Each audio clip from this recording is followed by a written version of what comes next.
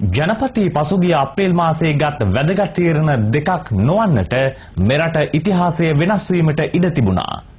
ජනාධිපති ලේකම් ලලිත් වීරතුංග හෙළි කරයි. ඉන්දියාවේ ආරක්ෂක උපදේශක බලගත් පුද්ගලයෙක්. ඉන්දියාවේ විදේශ ලේකම් බලගත් පුද්ගලයෙක්. මේ දෙන්න ඇවිල්ලා ජනාධිපතිතුමාට කිව්වා ඉන්දියා රජයෙන් අපි පණිවිඩයක් ඔබතුමාට ගෙනාවා.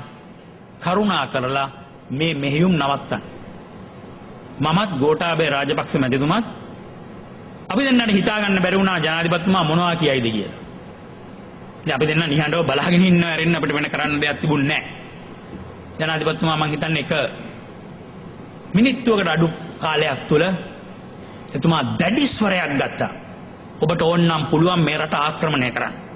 ඔබට ඕනනම් පුළුවන් ඔබ අර 1987 88 දැම්මා වගේ ආහාර දාන්න ගුවනින් ගෙනල්ල. හැබැයි මතක තියාගන්න මම මේ කාරණේ ත්‍රස්තවාදය ඉවර කරනකන් නවත්තන්නේ.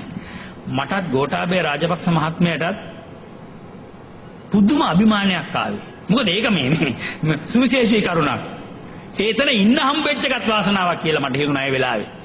ඒ වගේම අප්‍රේල් මාසේ 29 වෙනිදා දවස් 5ක් ඇතුළත ඩේවිඩ් මිලිබෑන්ඩ් මහතාත් ප්‍රංශයේ විදේශ ඇමති බර්නාඩ් පූෂ්ණ මහතාත් ආවා. මොකද ඒගොල්ලෝ ගෙනාව පණිවිඩය. ඒගොල්ලෝ ගෙනාවේ මුළු මහත් ලෝකයේම පණිවිඩය. පණිවිඩෙන් කිව්වේ කරුණා කළා මේක නවත්තන්න.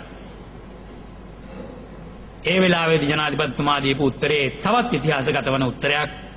මිලිබෑන්ඩ් මහත්තයාට කිව්වා ඔබතුමා මතක තියාගන්න අපි ඔබේ යටත් විජිතයක් නෙමෙයි. අපි ඔබේ යටත් විජිතයක් වෙලා හිටියේ අවුරුදු 60කට ඉස්සෙල්ලා.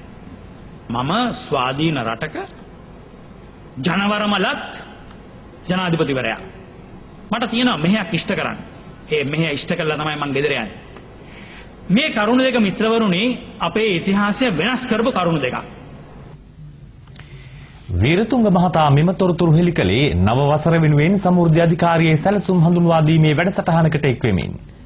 සියලු ජාත්‍යන්තර බලපෑම් හමුවේ නොසලී මානුෂීය මෙහෙයුම පෙරටගෙන යාමට හැකි වුණේ ජනාධිපතිතුමාගේ එඩිතර නායකත්වය නිසා බවද ජනාධිපති ලේකම්වරයා මෙහිදී